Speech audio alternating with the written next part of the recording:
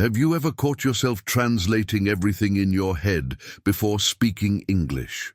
You know that feeling when someone asks you a simple question like, "How was your day?" and your brain immediately starts this exhausting mental gymnastics routine, first thinking in your native language, then desperately searching for the right words in English, and finally attempting to piece together a sentence that probably takes way too long to deliver. Well, what if I told you there's a completely different way to approach this? A method that could transform your English from a constant struggle into something that flows naturally, almost effortlessly. Today, we're going to dive deep into one of the most powerful techniques that can genuinely revolutionize your English learning journey. We're talking about thinking in English, and I don't mean just occasionally trying to form a sentence or two in your mind. I'm talking about genuinely switching your internal dialogue, your thoughts, your mental commentary on life itself into English. Sounds ambitious? Maybe even a bit crazy? Trust me, it's not only possible but also incredibly effective. And by the end of this video, you'll have a complete roadmap to make it happen. Let me start by addressing the elephant in the room. When I tell students they need to start thinking in English, the most common response I get is something like, "But how? My brain just doesn't work that way." And I get it. I really do. Your brain has been wired to think in your native language for your entire life. It's comfortable there. It's home. Asking your brain to suddenly switch gears and start operating in a completely different linguistic system feels like asking a right-handed person to suddenly start writing with their left hand. It feels awkward, unnatural, and frankly, a bit ridiculous at first. But here's the thing, and this is crucial. Your brain is incredibly adaptable. Scientists call this neuroplasticity, which is just a fancy way of saying your brain can create new pathways and connections throughout your entire life. Every time you learn something new, whether it's a language, a musical instrument, or even a new route to work, your brain physically changes. New neural connections form, and with practice, these connections become stronger and faster. So yes, your brain absolutely can learn to think in English, but it needs the right approach, and most importantly, consistent practice. Let's talk about your morning routine for a moment. What's the first thing you do when you wake up? Maybe you check your phone, perhaps you stumble to the kitchen for coffee, or you might just lie there for a few minutes contemplating whether you really need to get up or if you can squeeze in 5 more minutes of sleep. Whatever it is, I want you to start narrating it in English in your mind. And I mean really narrating it like you're the host of your own reality show. For example, instead of just mindlessly reaching for your phone, think to yourself, "Okay, I need to check my phone. Oh, there are 3 messages already. I should reply to Sarah later. I can't believe she stayed up so late." See what we're doing here? We're taking ordinary, everyday actions and giving them an English voice in your mind. At first, it might feel slow and clunky. You might catch yourself slipping back into your native language, and that's completely fine. The key is to gently bring your focus back to English whenever you notice you've drifted away. Let me give you a more detailed example. Imagine you're making breakfast. Instead of letting your mind wander in your native language, you could think, "I'm going to make scrambled eggs this morning. First, I need to crack 2 eggs into a bowl. Oops, I got some shell in there. Let me fish it out with a spoon. Now I'll add a splash of milk and a pinch of salt. Time to heat up the pan." And notice how I use the phrasal verb, fish out. That's a really common expression in English that means to remove something from somewhere, especially with difficulty or effort. You might also say, "I need to fish out my keys from my bag," or, "Can you help me fish out that document from the pile?" The beauty of this approach is that you're not waiting for some perfect moment to practice English. You're not sitting down with a textbook or stressing about grammar rules. You're simply living your life and using English as the soundtrack to your daily activities. This is what we call immersion, but you're creating it for yourself, even if you don't live in an English-speaking country. Now let's move on to another crucial part of your day, work or study. This is where thinking in English can become incredibly practical and beneficial. Whether you're sitting at your desk working on a project, attending a meeting, or studying for an exam. Your mind is constantly processing information and making decisions. Why not do all of that processing in English? Let's say you're at work and you need to write an email to a colleague. Instead of composing it in your native language first and then translating it into English, try thinking through the entire email in English from the start. You might think, okay, I need to ask John about the deadline for the presentation. I should keep this email professional but friendly. Let me start with a greeting. How about, "Hi, John. I hope this email finds you well." No, that sounds too formal. Maybe just, "Hi, John. Hope you're having a good day." This internal dialogue is gold for your English development because you're not just practicing vocabulary and grammar, you're also developing your sense of what sounds natural and appropriate in different contexts. You're building what linguists call communicative competence, which is far more valuable than just knowing a bunch of grammar rules. Here's another phrasal verb that's super useful in work contexts: catch up on. This means to do something that you should have done earlier, or to get the latest information about something. For example, I need to catch up on my emails after the meeting, or let me catch up on what happened while I was on vacation. You can also use it when talking about meeting someone. We should catch up over coffee sometime. When you're studying, the same principle applies. Let's say you're reading a textbook or watching a lecture. Instead of passively consuming the information, actively engage with it in English. Ask yourself questions in English. What is the main point here? How does this concept relate to what I learned yesterday?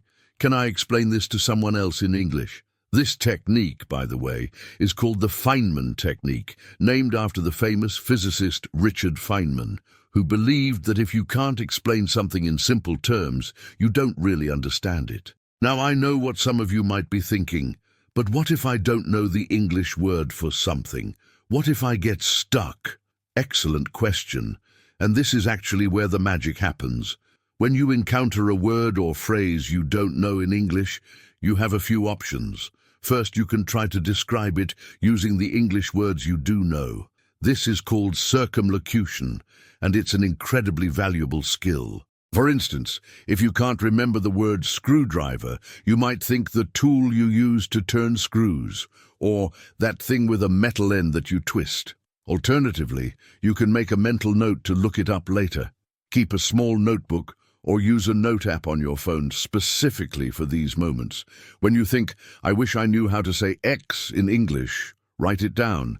Then, at the end of the day, look up all those words and phrases. This approach is powerful because you're learning vocabulary in context, based on your actual needs and experiences, rather than memorizing random word lists. Let's shift gears and talk about something fun: travel and vacation. This is when thinking in English becomes not just a learning exercise, but genuinely useful and exciting. Imagine you're planning a trip. You might think, "I really need to get away for a while. Work has been so hectic lately. Where should I go? Maybe somewhere with a beach. I could use some time to unwind and recharge my batteries." Notice the phrasal verb, get away. It means to leave a place, especially to go on vacation or to escape from something. You might say, "I need to get away from the city for the weekend," or "We're planning to get away to the mountains next month." And recharge your batteries is a wonderful expression that means to rest and regain your energy. You could say, "After that intense project, I need a few days off to recharge my batteries." When you're actually traveling, thinking in English becomes even more practical. As you navigate airports, hotels, and restaurants, your internal monologue might sound like this: "I need to find the boarding gate. Let me check the departure board. Gate 23B. That's quite far. I should head over there now. Oh, I'm getting hungry. Maybe I'll grab a quick snack before boarding." As in restaurants, this technique is particularly useful. Instead of panicking when the waiter approaches, you can mentally prepare by thinking, "I'll order the grilled salmon with vegetables. I should also ask if it comes with a side salad. And I need to remember to ask for water without ice, because I prefer it at room temperature." This mental rehearsal makes the actual interaction so much smoother because you've already practiced it in your mind. Here's a super common expression you'll hear all the time in English: at room temperature. It simply means not hot and not cold, just at the normal temperature of a room. You might say, "I prefer my water at room temperature," or "This cheese tastes better when it's at room temperature." Let's talk about shopping for a moment, because it's another everyday activity where thinking in English can be incredibly practical. When you're browsing in a store, instead of silently looking at items, narrate what you're doing in your mind. "I'm looking for a new pair of jeans. These ones look nice, but they might be too tight. Let me try them on. The fitting room is over there. These fit pretty well, but they're a bit pricey. Maybe I should shop around and see if I can find something similar for less." Shop around is a great phrasal verb that means to compare prices or quality at different stores before making a purchase. For example, "I'm shopping around for a new laptop," or "You should shop around before buying car insurance." Now, here's where things get really interesting. As you continue practicing this internal English dialogue throughout your day, you'll start to notice something remarkable happening. You'll begin to dream in English. I'm not kidding. Many of my students report that after consistently thinking in English during the day, they start having dreams where they're speaking English fluently, without any effort or anxiety. It's like your subconscious mind is getting in on the practice too. But let's get even more strategic about this. One of the most effective ways to reinforce your English thinking habit is to combine it with activities you already do regularly. For example, when you're exercising or going for a walk, think in English about how your body feels, what you see around you, and where you're going. "My legs are getting tired. I should slow down a bit. Oh, look at that beautiful sunset. The sky is turning pink and orange. I love this time of day." When you're cooking, think through the recipe in English. "First, I need to chop the onions. Then I'll sauté them in some olive oil until they're soft and golden. That should take about 5 minutes. Next, I'll add the garlic. I need to be careful not to burn it." Sauté is actually a French word that we use in English cooking. It means to fry food quickly in a small amount of oil or butter. You might say, "Sauté the vegetables over high heat," or "I'm going to sauté the mushrooms with some garlic." Here's another game-changing tip. Start talking to yourself out loud in English when you're alone. I know. It sounds weird and you might feel a bit silly at first, but trust me, this is incredibly effective. When you actually vocalize your thoughts, you're engaging different parts of your brain, including the motor cortex that controls speech.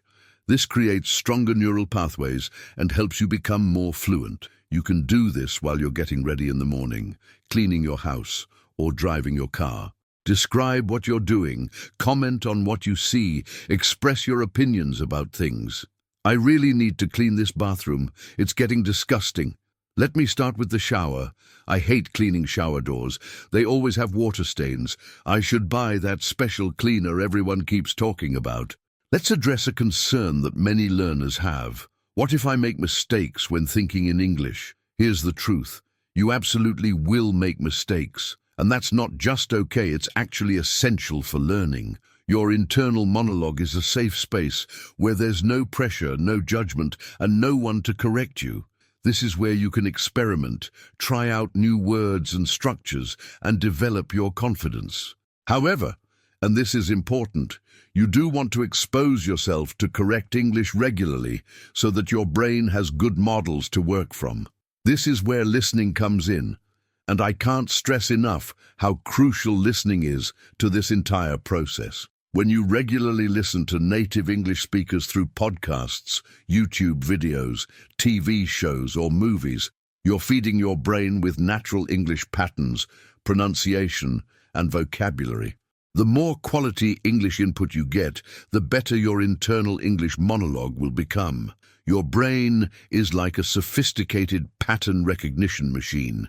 When you hear certain phrases and structures repeatedly, your brain starts to internalize them, and they'll naturally start appearing in your own thinking and speaking. Let me give you a practical listening exercise that ties directly into thinking in English. Choose a podcast or YouTube video about a topic you're genuinely interested in. Maybe cooking, technology, fitness, sports, whatever excites you. Listen to a short segment, maybe 3 to 5 minutes. Then pause and try to summarize in your mind, in English, what you just heard. Don't translate it, don't write it down in your native language. Just think it through in English. You might think something like, okay, so the speaker was talking about the importance of eating protein after a workout. She mentioned that protein helps repair muscles and that you should aim for about 20 grams within an hour of exercising. She also said that good sources include chicken, fish, eggs, and protein shakes. This exercise combines listening comprehension with active thinking in English, which is incredibly powerful for your overall language development. Here's a fantastic phrasal verb related to understanding. Pick up on. Li, it means to notice or become aware of something, especially something that's not obvious. For example, I picked up on the fact that he wasn't happy about the decision.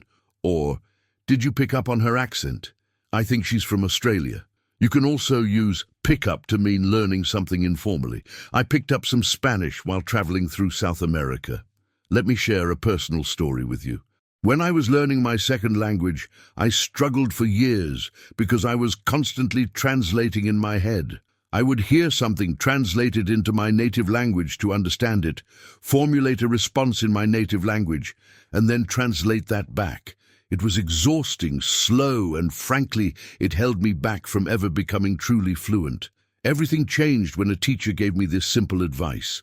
Stop translating. Start living in the language.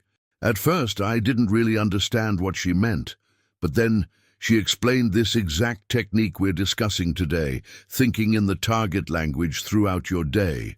She challenged me to try it for just 1 week, and I decided to go all in. For 7 days, I committed to thinking in my target language as much as possible. Every thought, every internal comment, every mental note, I tried to do it in the new language. The first day was brutal. I constantly slipped back into my native language, and my brain felt tired by the evening, but I kept at it. By day 3, something started to shift. The foreign language started to feel less foreign. By day 7, I noticed I was automatically thinking in the new language without even trying. It was like my brain had created a new default setting.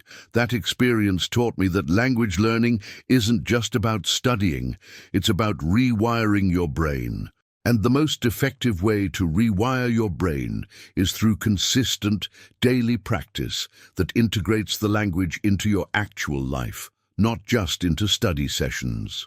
Now, let's talk about emotions, because this is an area where thinking in English can become really profound.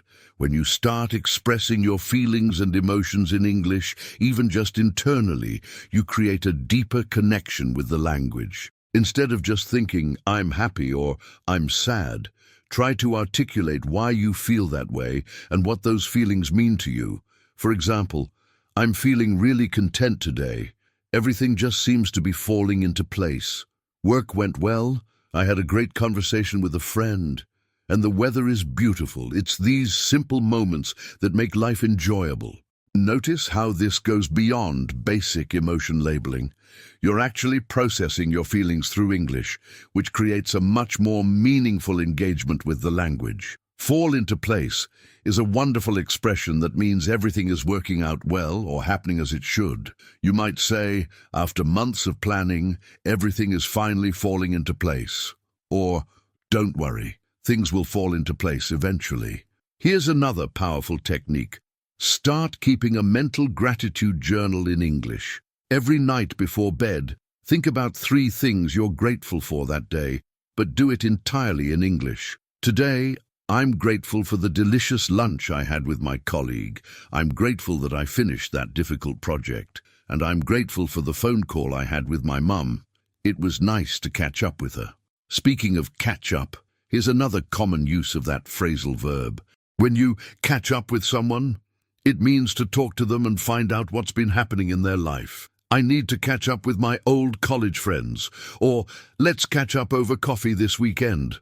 Let's discuss some common challenges people face when trying to think in English and how to overcome them.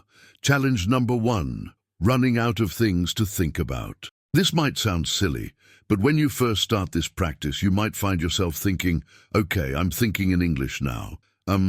What should I think about? The solution is simple. Think about what you'd normally think about. Your thoughts don't need to be profound or impressive. They can be mundane, silly, or completely random. You might think, I need to remember to buy milk on the way home. Oh, and I should call my dentist to schedule a checkup. I've been putting that off for weeks. Why do I always procrastinate on these things? I really should be more organized.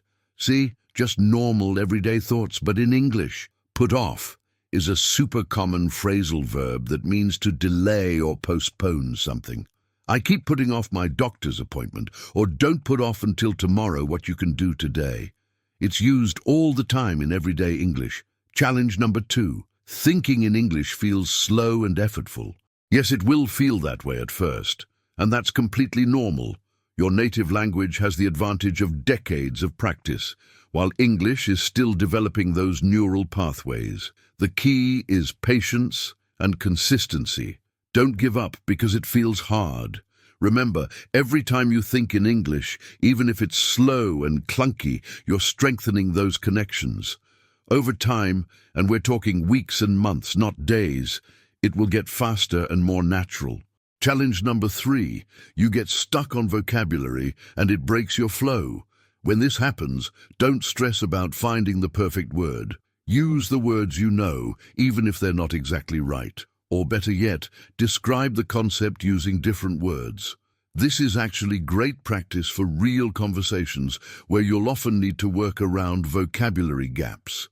Let me give you a practical question to try right now, even as you're watching this video. Can you describe, in your mind and in English, exactly what you're doing at this moment? Give it a try. You might think something like, I'm watching a YouTube video about how to think in English. I'm sitting on my couch with my phone in my hand. I'm trying to pay attention and learn some useful tips. I hope this will help me improve my English skills. How did that feel? Easy? A bit challenging? Whatever your experience, that's your starting point, and it's perfect. The goal isn't to be perfect right now. The goal is to start the practice and improve over time. Let's talk about another crucial aspect, thinking in English about the future and the past, not just the present. This helps you practice different verb tenses naturally. When you're planning your day, think in English using future forms. I'm going to meet Sarah for lunch tomorrow. We're planning to try that new Thai restaurant. It should be fun. After that, I'll probably do some grocery shopping, and then I need to finish that report for work. When you're reflecting on your day, use past tenses. Today was pretty good. I got a lot done at work. I managed to finish that presentation I was working on. I also went for a run in the evening, which felt great. I should do that more often. Manage to is an expression we use when we succeed in doing something difficult or when something happens successfully despite challenges. I managed to catch the train just in time, or did you manage to fix the computer? Here's another powerful strategy. Create different personas or scenarios in your mind and think through them in English. Imagine you're a tour guide showing someone around your city. What would you say? Welcome to our beautiful city. Over here you can see the historic cathedral, which was built in the 16th century. It's one of the oldest buildings in the area. If you look to your right, you'll notice the famous fountain where locals often meet up. The best coffee shop in town is just around the corner. Or imagine you're a chef on a cooking show. Today, we're going to make a classic pasta dish. The secret to great pasta is using plenty of salted water and making sure you don't overcook it. We want it al dente, which means it should still have a slight firmness when you bite into it. These imaginative exercises are not just fun. They push you to use English in different registers and contexts, which broadens your linguistic range and keeps your practice engaging. Now let's address the million-dollar question. How long does it take before thinking in English becomes automatic? The honest answer is that it varies from person to person, depending on your current level. how much time you dedicate to the practice, and how consistent you are. However, most people start noticing significant changes within 3 to 4 weeks of daily practice. Some of my students report breakthrough moments even sooner. The key word here is daily. This isn't something you can do occasionally and expect results. It needs to become a habit, like brushing your teeth or checking your phone. The good news is that unlike traditional study methods that require you to set aside specific time, thinking in English can happen anytime, anywhere. You're not adding something extra to your schedule. You're transforming something you already do, thinking, into a powerful learning tool. Here's a fun challenge for you. Try to make it through an entire meal, breakfast, lunch, or dinner, while thinking exclusively in English. Think about the food you're eating, how it tastes, what you're going to eat next, how you're feeling. This pizza is really good. The crust is crispy, and there's just the right amount of cheese. I love the fresh basil on top. It adds such a nice flavor. I'm getting full, but I think I can finish this last slice. Another great opportunity for English thinking is during your commute. Whether you're driving, taking the bus, or walking, your commute is usually time when your mind wanders anyway. Why not direct that wandering toward English? Describe what you see, comment on the traffic, plan your day, whatever comes naturally. The traffic is terrible today. I should have left earlier. Oh well, at least I have time to listen to my podcast. I wonder if I'll make it to the office before the meeting starts. I hope so. Let's talk about a technique that combines thinking in English with improving your pronunciation: mental shadowing. You've probably heard of shadowing, where you listen to English audio and try to repeat it simultaneously. Mental shadowing is similar, but you do it silently in your mind, paying attention to how words should sound. When you're thinking in English, try to hear the words in your mind with correct pronunciation and natural rhythm. For instance, when you think, "I'm going to the supermarket," don't just process it as abstract meaning. Actually hear it in your mind as a native speaker would say it, with natural contractions and rhythm. "I'm gonna the supermarket," with gonna being the casual spoken form of going to. This technique helps bridge the gap between thinking in English and speaking in English fluently. Speaking of the supermarket, here's a common phrasal verb: stock up on. It means to buy a lot of something so you have enough for the future. I need to stock up on coffee, or we should stock up on supplies before the storm hits. You might also hear run out of, which means to use all of something so you don't have any left. We've run out of milk, or I'm running out of patience with this computer. Now, I want to share something important about making mistakes when thinking in English. Your internal monologue is the safest space you'll ever have to practice a language because literally no one can judge you. This is where you should feel free to experiment. Try new expressions and make as many mistakes as you want.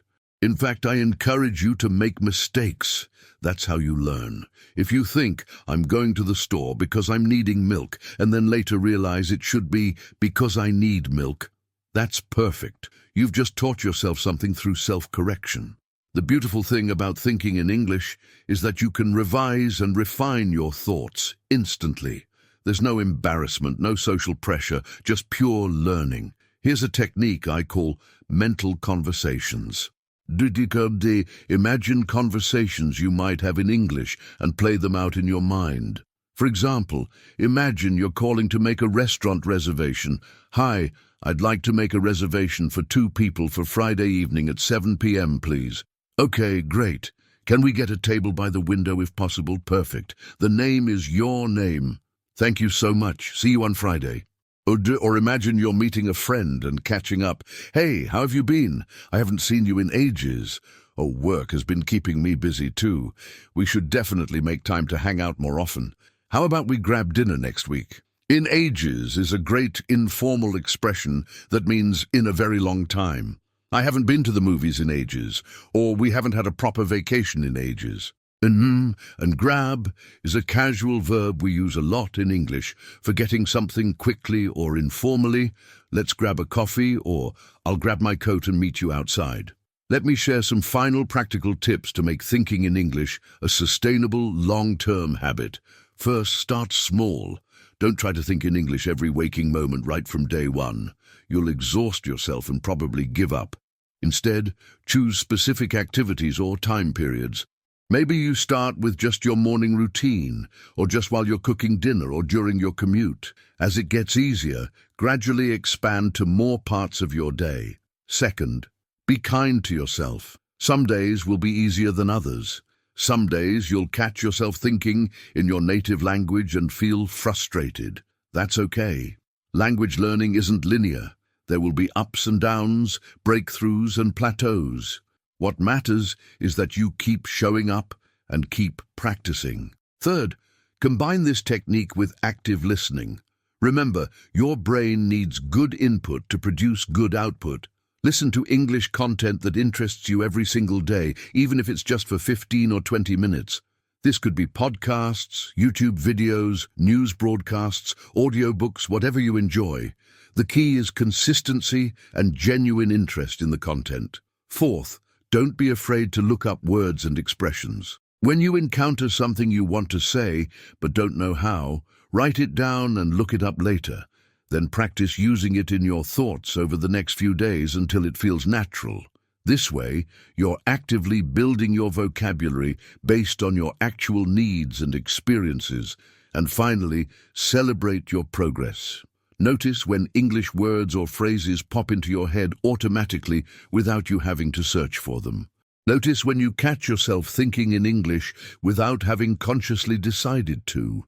These are victories, and they mean your brain is adapting and creating new pathways. The journey to fluency isn't about studying harder. It's about integrating English into your life in meaningful, practical ways. Thinking in English is one of the most powerful tools you have, because it takes language learning off the page and into your actual lived experience. It transforms English from something abstract and academic into something personal and real. Remember, English is more than just a subject to study. It's a global language that connects billions of people across continents, cultures, and experiences. When you learn to think in English, you're not just memorizing vocabulary and grammar rules. You're literally rewiring your brain to access a whole new way of experiencing and expressing the world. You're opening doors to conversations, opportunities, friendships, and experiences that might otherwise remain closed. Every thought you have in English, no matter how simple or imperfect, is a step forward. Every time you catch yourself and switch from your native language to English, you're building mental muscle. Every time you persist through the awkwardness and discomfort of thinking in a non-native language, you're investing in your future fluent self. And here's something beautiful. The more you practice thinking in English, the more you'll find that listening to English becomes easier too. Why? Because you're training your brain to process English directly without the translation step. When you hear English, your English-thinking brain can understand it immediately without having to convert it first. This creates a positive feedback loop. Better thinking leads to better listening, which provides better input for your thinking, which improves your listening, and on and on. So here's my challenge to you. Starting today, commit to thinking in English for at least one activity in your daily routine. Just one. Maybe it's your breakfast, your shower, your drive to work, or your evening walk. Choose something you do every day and make it your English thinking practice zone. Do this consistently for 30 days and watch what happens. I promise you'll be amazed at the difference it makes. English is waiting for you, not in some future moment when you're ready or when you've memorized enough words, but right now, in this present moment. It's in your thoughts, your observations, your plans, your memories. All you need to do is give those thoughts an English voice. So what are you waiting for? Your journey to thinking and ultimately living in English starts now. Not tomorrow, not next week, not when you finish your current textbook. Now. Because every moment is an opportunity to practice, every thought is a chance to improve, and every day brings you closer to the fluent, confident English speaker you're becoming. I want to hear from you. Drop a comment below with your name and the country you're watching from. I love seeing how far this community reaches and connecting with English learners from all around the world. Also tell me, what's one activity you're going to start doing while thinking in English? Your morning coffee, your workout, your commute? Share your plan in the comments and let's support each other on this journey. If you found this video helpful, please hit that like button. It really helps the channel reach more learners like you. And if you haven't already, subscribe to the channel and turn on notifications so you never miss new content. We're building a community of passionate English learners here, and I'd love for you to be part of it. Remember, thinking in English isn't just a technique, it's a lifestyle change that will transform your relationship with the language. So start today. Be patient with yourself, stay consistent and trust the process. You've got this. Until next time, keep thinking, keep learning and keep growing. See you in the next video.